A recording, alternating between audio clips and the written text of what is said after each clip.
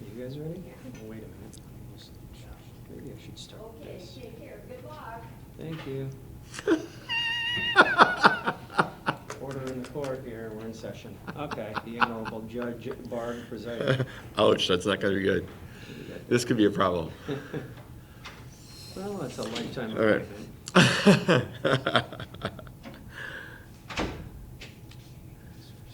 I feel intimidated by all these mayors looking at us. Kind of scary. Especially the ones who look like they haven't smiled for a while. Forever. Or You weren't supposed to back fun. Yeah, I guess not. Okay. All right, Steve. Let's talk about the last council meeting here on the what was it? 25th, yep. Not an active agenda. Really? What were the highlights? Kind of a quiet time, isn't it? Yeah, well, we can bounce through. You want to have me start anywhere, or? Yeah, well, I mean, I think the one thing that I took notice of was that there was not a lot of information in the aquatic center update, but maybe notable Yeah. in the fact that we're already going into March and we don't have the fundraising we need. Yep. Are we looking at 2021 for this project to get off the ground? We are, yeah, and I think we kind of touched on this maybe the meeting before, but Justin gave a report on Tuesday night. You know, the hope was that we could raise the $3 million from private donors in about a 6 to 8 month period, and that just didn't happen. And people might wonder, well, is this project going to go forward? Typically, for a project of this size, it would be about a 14 to 16 month process to raise the $3 million needed to match the city's money. And so we were hopeful, and the fact that it didn't come to fruition doesn't mean that we're in trouble or that we're not moving ahead. But we are just going to continue to extend it. We have about $1.25 million right now, and we're going to continue through the spring and summer.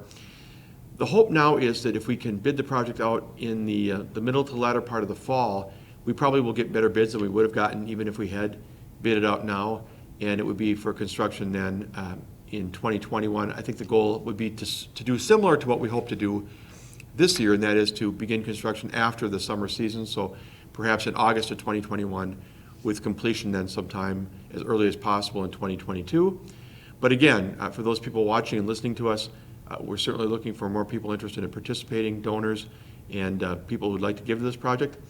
There have been a lot of meetings and conversations with potentially larger donors that we're still waiting to hear how much they might contribute. And like I said, we continue to be hopeful that we can hit the goal. So this delay might actually be I don't know, kind of a good thing in terms of the whole bidding structure of things and coming in at the time when you sort of are supposed to come out with bids, right? Yeah, the hope would be more bidders and a better bid price based upon the contractors having their plates more empty than they would at this time of year. Now that could be offset a little bit by the fact that every year prices go up a little bit. But I think having more bidders and more competitive bidding is going to be a plus for the final price tag. Was this one of those projects where they put a sunset on the fundraising? I don't believe so, and I know we've done that before in the library and community center and perhaps others, but there was no end date put to this that I'm aware of. The agreement we have with the community foundation, who is holding the money for us and taking care of the collections and the administration, there may be an indication as to how long that agreement goes. So it can't be indefinite, but by extending another year, I don't believe we're threatening in any way the agreement we have with the Marshfield Area Community Foundation.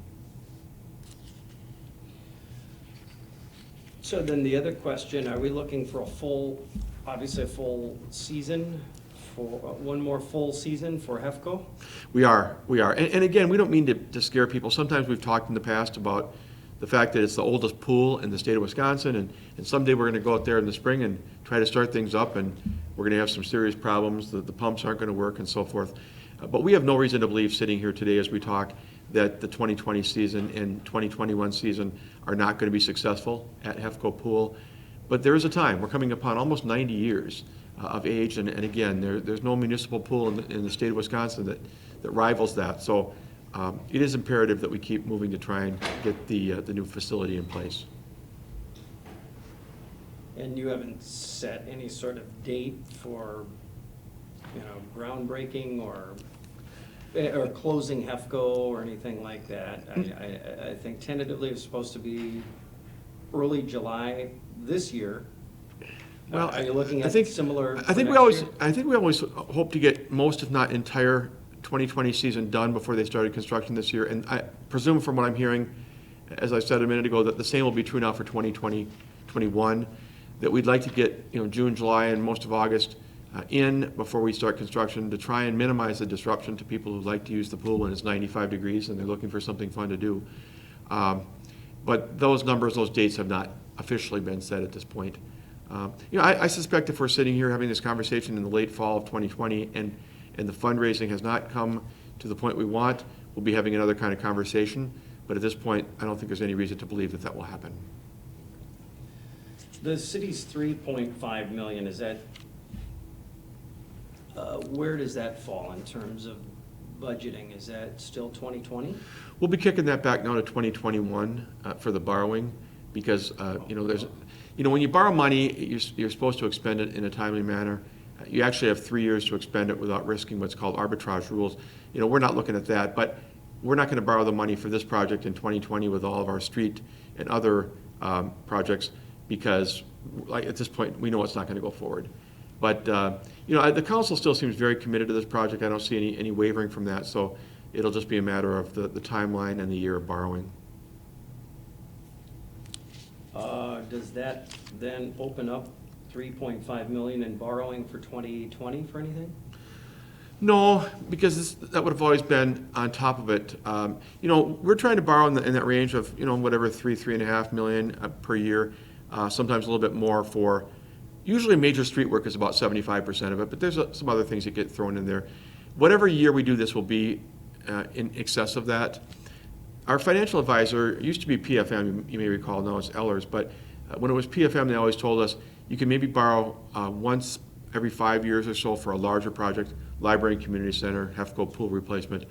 And so whether it happens in 2020 or 2021 or even 2022, if that happened, heaven forbid, that will be over and above just for that 1 year, and we won't be looking to fill or backfill any slots. We'll just be trying to borrow for our street projects and other major improvements in a given year.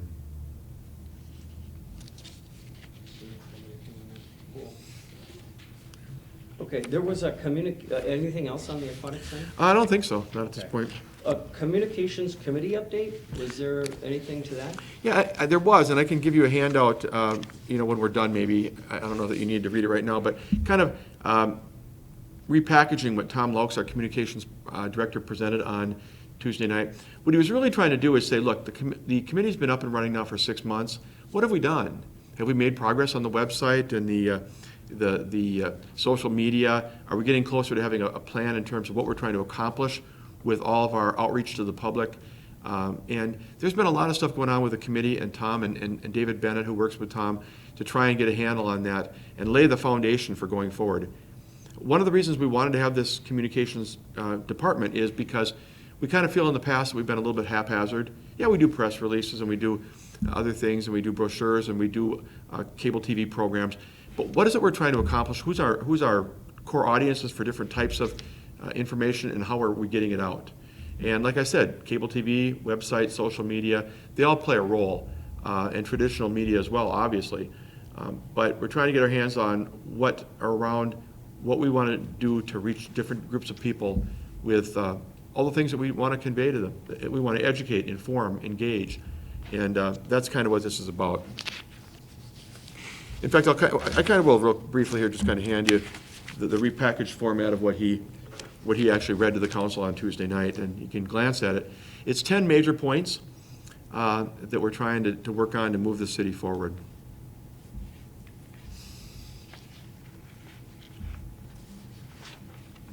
Okay.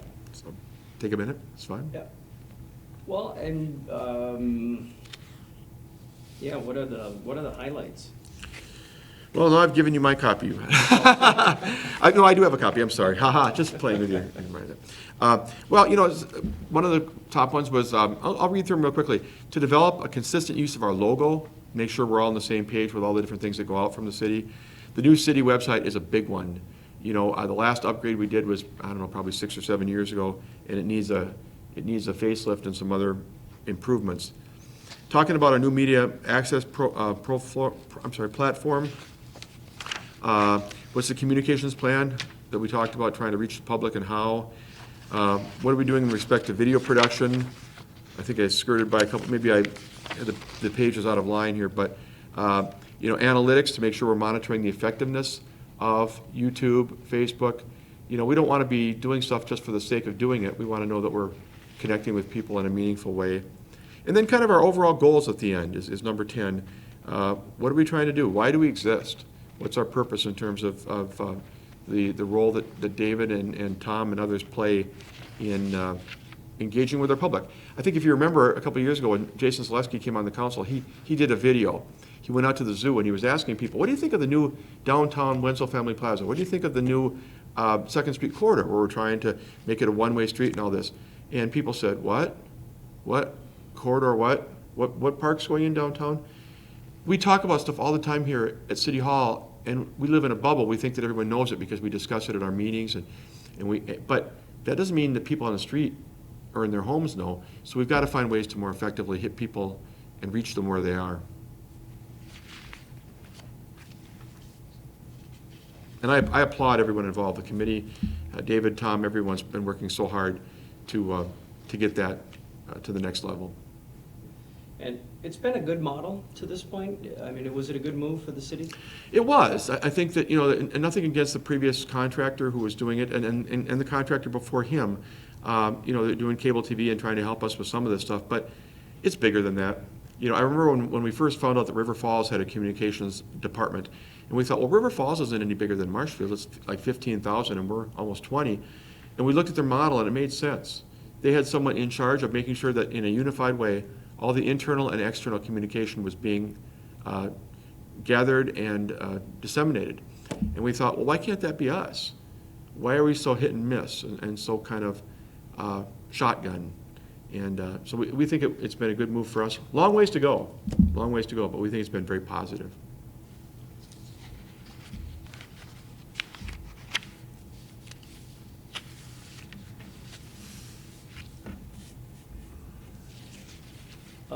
There was a first reading, I believe, request by School District of Marshfield to adopt a 5-year campus master plan for the middle school. Anything on that? Yeah, well, as a first reading, it didn't have any action. It'll be back on for March 10th for second reading and approval, perhaps. And again, this is one in a series. I think we've talked about this before, whether it's the airport, whether it's the fairgrounds, whether it's the medical complex, wherever, of trying to get what's called the 5-year master plan. What do you intend to do in the next 5 years? What buildings do you want to improve? What facilities do you want to add?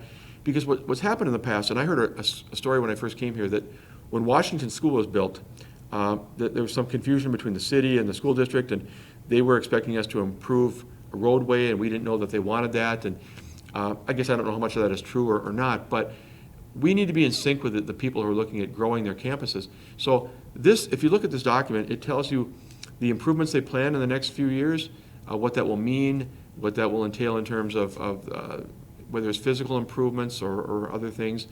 And then we can look at it and say, well, this is interesting. Will this require a new right turn lane into that building or not? And we can start getting ready for the types of things that they may want from us to make these things happen. Now, if you look at the list the other night, it's not radical. It's not like they're planning on putting up several new structures in the next 5 years, but there's improvements to the track. There's improvements to the drop-off for students. There's certainly references to parking and traffic. I think if you remember from back in the days when the Beal Stadium thing came up with the 8th and Hemlock vacant property, people were talking about traffic flow and parking. The city is right now still trying to work on selling the property at 8th and Hemlock for development, and we believe that that's appropriate now that Beal Stadium is no longer the high school football field. But they've addressed some of those, the needs for parking spaces and the movement around that campus. We feel they have the I's dotted and T's crossed. And the council had a few questions, I think. Maybe they'll have more at the second reading. But this gives us something to refer to. It's 2 years from now. Let's say that Josh Miller and Bryce Hembrook and Steve Barg are gone and the officials at the school are gone. You look at it and say, well, this is what you intended to do. Are you still working on this? Or do you need to update it? We want to know what you're planning. And that's the value of this tool. And as I understand it, if they do a campus master plan, I mean, what is that? Because aren't there a few properties in the city that have a campus master plan, and that gives them some sort of, I forget, I don't know what the term is, special, right, status? Yeah, there's a page somewhere in that, in what you have there, I don't know where it is, how far it is, that says, these are the improvements, or maybe it was a staff memo that came with it. Okay. There's about 8 or 9 improvements that are now, if they approve this plan, have been administratively approved. And so that when they want to do that renovation, minor renovation to the track, they don't need to come to the Plan Commission, they don't need to come to the council. The council has effectively blessed that that is an expected improvement, and they just want staff to work with the school officials to deal with the dotting the i's and crossing the t's. So in a way, it's trying to give that special status to make sure that the things that are lower level, that we bless them and then go forward without the normal process. If they wanted to do something a lot larger, hey, we want to totally redo that south part of the campus and we're going to put in a new parking lot and whatever, they'd obviously have to come to the Plan Commission to discuss that. But minor improvements that have been anticipated, we can sign off now. We're very grateful to the school district. I know that the last couple of years of dialogue at public meetings has been a little bit rocky at times. I think a couple of council members have said, hey, look, we need you to work with us a little bit more. But this document and the work they've done with city staff reflects that. And they've been good to work with.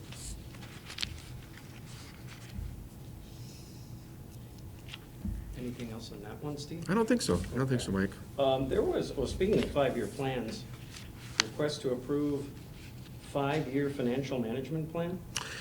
Yeah, that was presented on February 11th by Dave Ferris of Ellers, and the council gave it approval on Tuesday night. Now, I told the council, let's remember what you're approving. This is a blueprint. This is a framework.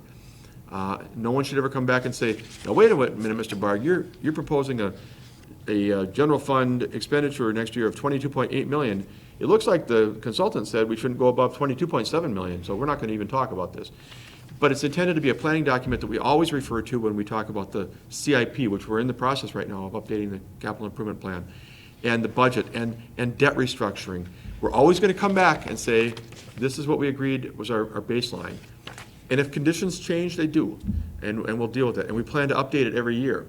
But this is the thing we've talked about for a long time that takes CIP, budget, debt management, special funds, and ties it into one roadmap.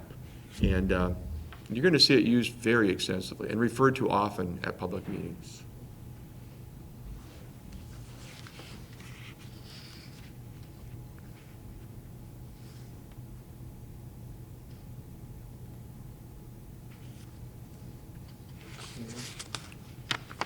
Anything else on that? I don't think so. We're very happy to have it done. We're also very happy to have our ongoing relationship with Ellers, Dave Ferris and Phil Cosson in particular. And this is nothing against our former financial advisor, but these folks have really come in and helped us move forward. We all know some of the difficulty we've had with the tax increment financing transfers last year, and they've just done some great things. Ron Allman, our finance director, has been outstanding, and we feel like we're moving in the right direction now. There was a fair amount of discussion about a petition for annexation for some property in the town of McMillan, as I understand. Can you maybe summarize that discussion and what the final, I guess, action was by the council, if any? Yeah, there's a group called Macau LLC. It sounds kind of funny when you talk about rural property that they're called Macau LLC. But and they want to annex about 85 acres just north of the city in the town of McMillan. It's bounded by, it's just west of Highway 97 and east of the Hamas Nature Preserve. And there's, strangely enough, there's a city well out there that makes it kind of odd. So one of the things that needs to be protected as part of this whole process is the city's easement to access and service that well. They want to develop it commercially and probably some residential behind that commercial. The commercial will be along Highway 97, one would expect. And then 85 acres is a lot of property. So going back in to the north and west, it will likely be homes or multifamily development. But they have no immediate plans. They have nobody on the hook who's ready to build. So they came to the city and they said, we'd like to annex. And the first part of the request to council is, would you refer to the Plan Commission to determine whether that's appropriate? And they'll look at the other land uses, they'll set an initial zoning for it. And we have to run it by the state of Wisconsin to make certain it meets the requirements for annexation. The bigger topic that got more discussion, I think, was what you were referring to, was the annexation fee. The normal annexation fee, if Steve Barg or Mike Warren or whoever wanted to annex to the city some property outside, would be, what does the city have to ultimately pay to the state, to the town? State law says that when property is annexed, the city must make the town whole for 5 years of the taxes they've lost. In the case of McCall right now, they're paying just under $500 per year of taxes to the town of McMillan, specifically to the town. And so when this property comes in, they're going to look to the city and say, 5 years of taxes, what is it going to come to, $2,400? That's our responsibility. Our normal procedure is to collect that as an annexation fee from the person annexing and just remit it right from person. I mean, we're like the middleman at that point, handing it off to the town. But sometimes people will ask for a lower fee, and in this case, the applicant said, hey, look, city, 85 acres of developable property, we want to have some commercial. You guys want new business in town, don't you? So can you give us a break? You're going to end up with a lot of tax value that you're going to get for many, many years. Can you reduce that? And they were actually asking to bring it down to zero, that they didn't want to pay any annexation fee. Well, we looked at it and we said, well, for vacant property, the most we can charge is $800. Most of this land is vacant. There's a small home on the site, I believe. And we do have to access our well, so you're giving us an easement. We felt just going down to the vacant land value of $800 was a good deal for them. And I hope they're okay with that. They don't have any imminent plans. If they had somebody on the hook to build some commercial businesses, we'd say, great, let's reduce it maybe lower or to zero, because we know we're going to get tax value. In this case, 1 year, 3 years, 5 years, 10 years, we really don't know when building will occur. So we felt it was appropriate to compromise, reduce it from about $2,400 to about $800, and say, let's call it a day. So we take $800 from them, we turn around and give $2,400 to the town. We lose $1,600, but we do gain 85 acres of potentially developable land now that will be in the municipal limits. So we feel good about it. Like I said, the applicant, I don't think would agree with that. Hopefully they're going to be fine with our decision.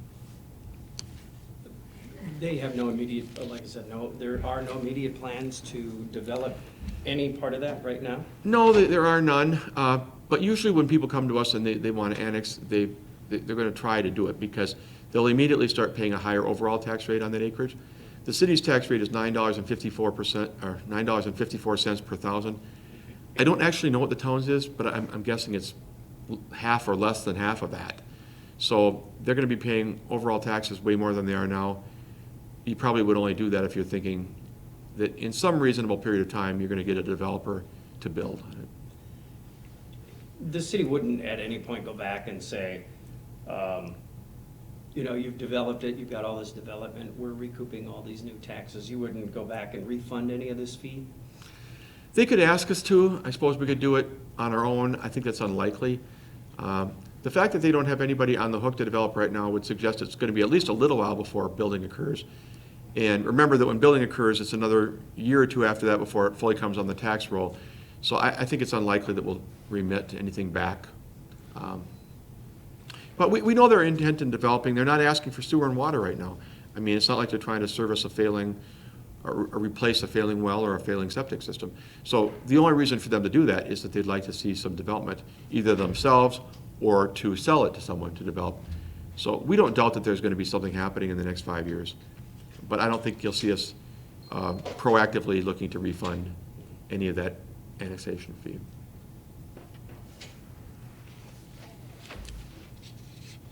When was the last time you annexed property this size? Oh, I was going to answer until you said this size. Answer like I didn't ask. I don't think, I've been here for 9 years, Chris, and I don't think in my time we've had an annexation as large as 85 acres. They've been smaller, and usually we only have an annexation every 3 or 4 years. And oftentimes it's just a parcel or two, somebody wants to get sewer and water. That's the normal reason, is somebody adjacent to the city who is having a failing septic system, for example, and wants to get access to city utilities. I don't believe there's been one of this size for a long time, which is why it's good for the city, which is probably why the person was hoping we'd go to zero on the annexation fee. But again, with nothing imminent for development, it'd be hard to say that we're totally responsible to the town for that fee. And some of this could be residential?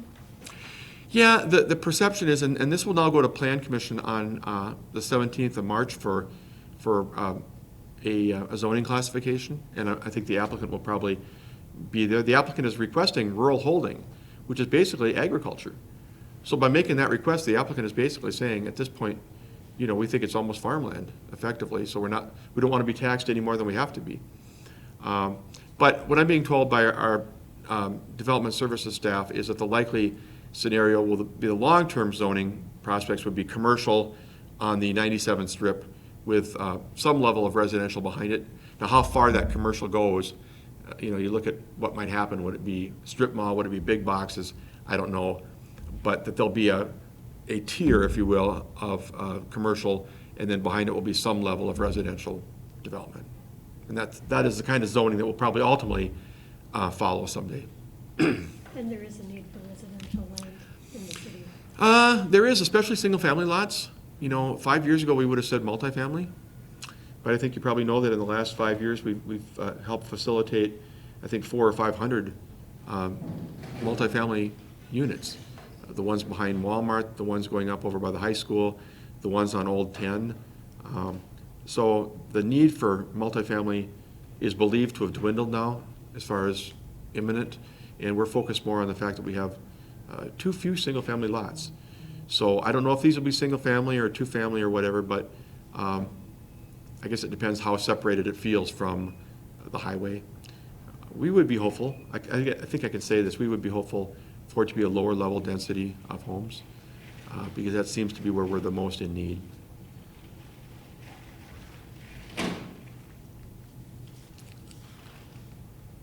If somebody requests annexation, is the city required to say yes? No, we get to look at things as to how serviceable it will be with utilities and some other things, but generally, we would say yes. We want more property to come into the city because we want to see more development. We're otherwise landlocked by the towns around us. But the bigger hoop is sometimes with the state of Wisconsin. They look to make sure, well, the big thing is that it has to be contiguous. You can't create islands of the city, surrounded by town property. Mainly it's just kind of reviewing the land use issues and making sure that there's nothing wrong or out of sorts. I can't imagine that cities and villages turn down annexation requests very often. But like I said, if their intent was that they needed sewer and water run across the entire property, and the city said, that's going to be pretty expensive. We're going to need lift stations. We're going to need this and that. It may not come to pass that the landowner himself or herself wants to get into that. That's probably the biggest issue. Or we have this contaminated landfill. True, yes. Adjacent to the city that we want you to annex and then mitigate or something. Yeah, or a stormwater problem that they're hoping we're going to correct for them. Yeah. Sometimes we want to find out, in fact, we always want to find out from the developer what they might be needing from us. We don't want to have them annex land and then think that they're going to get stuff provided for free to correct problems. In this case, though, we're not talking to a developer, we're talking to a landowner who may ultimately sell to a developer at some point that we don't know who it is. I'm just surmising that, I don't know that. But to answer your question, very rarely do cities and villages turn down annexation requests unless there's something out of the ordinary, I think. So I think the next step in that would be what, you have to rezone it? Or It'll zone go it? to Plan Commission, and Plan Commission will be recommending that the annexation request be approved or denied. And if they recommend for approval, they'll be recommending an initial zoning classification.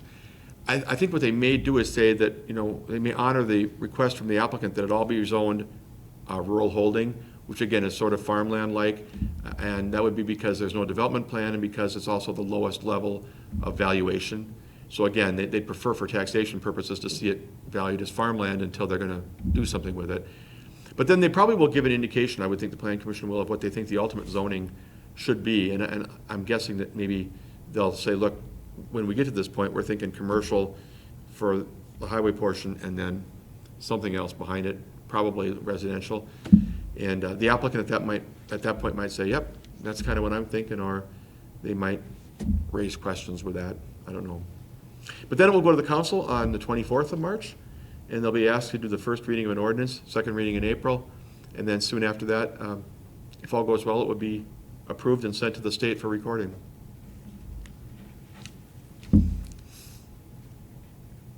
And we do look forward to working with this person. I've had email with Kathy, and I know others have talked to her representing the LLC, and we've had a good relationship with them to this point.